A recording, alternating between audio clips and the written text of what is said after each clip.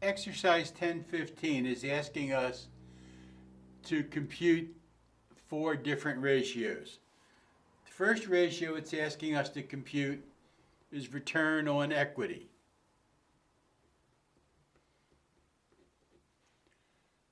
In other words, for every dollar that we get invested by our shareholders, how much net income are we returning?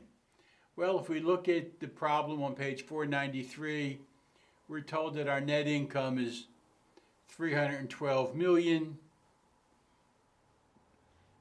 and the average stockholder equity.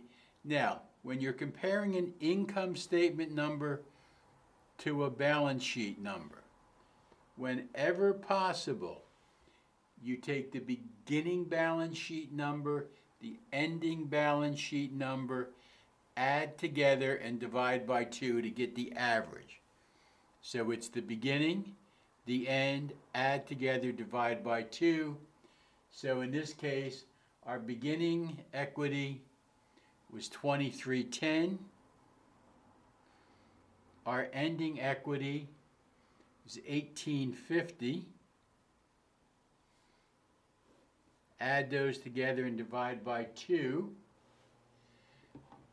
So let's do it. Same problems as always. If I can see it, you can't, and vice versa. 2310 plus 1850, 4160, divide by 2,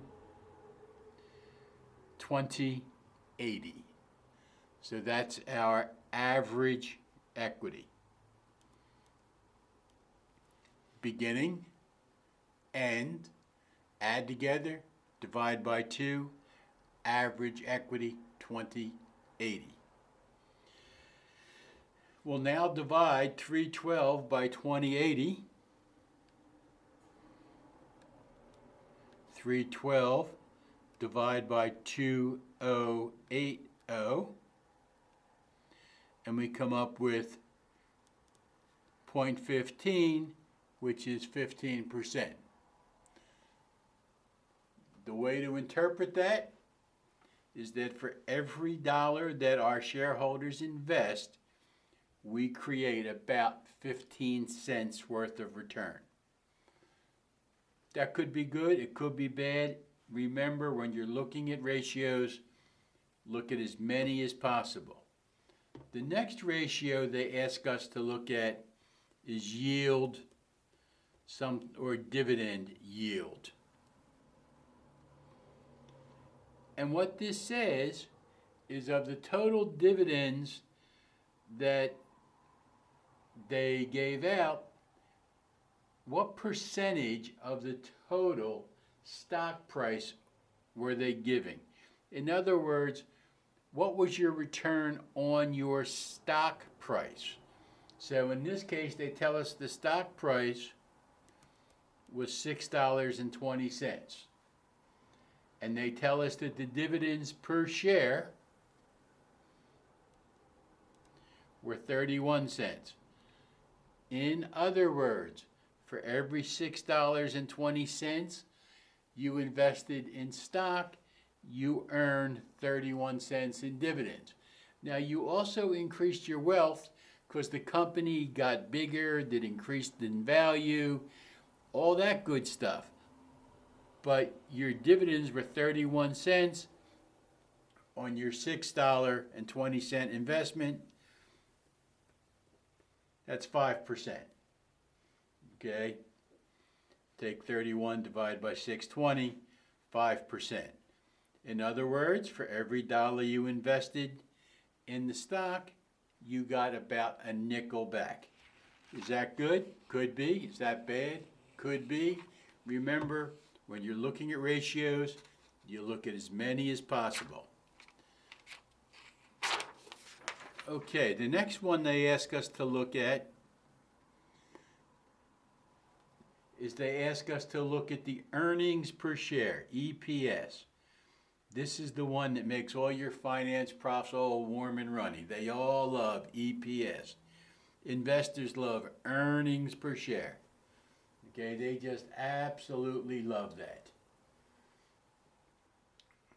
So let's take a look at this.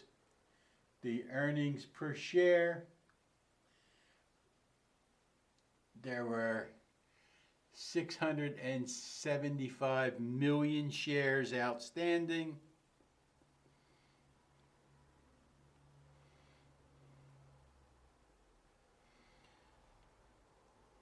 And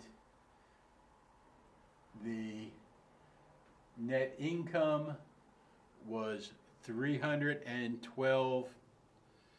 I'm sorry,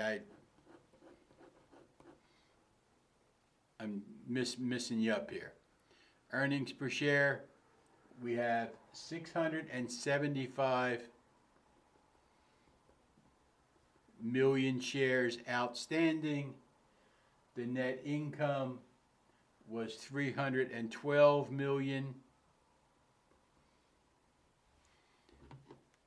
So again, we'll do our calculator dance. 312 million. Get the right number of zeros in there. Divided by 675 million. 1, 2, 3, 4, 5, 6.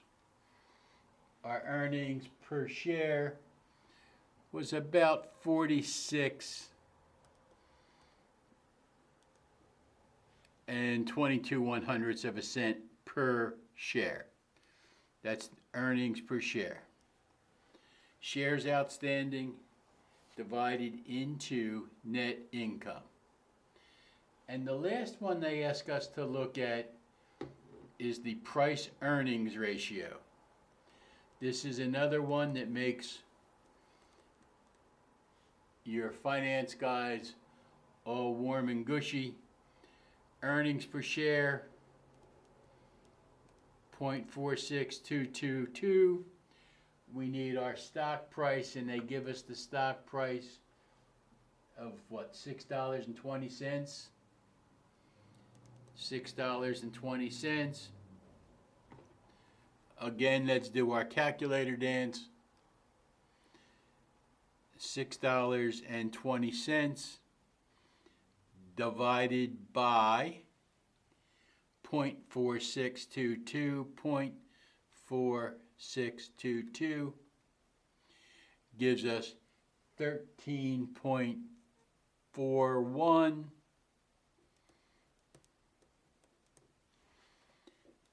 And that tells us a couple of things. It tells us for the stock is selling for approximately 13.5 times what it's earning. That would be one way to interpret that. Another way to interpret that would be to say that in a mere 13 years and 13.41 years, at this earnings, I'll recover my stock price. But the price earnings ratio is more useful for comparing companies. It's a lot like the ERA rating for pitchers in baseball or the quarterback rating for quarterbacks in the NFL. If you have one quarterback whose rating is a 50 and another quarterback whose rating is 100, it doesn't mean that he's twice as good. It just means he's better. It's just a way to measure and to compare.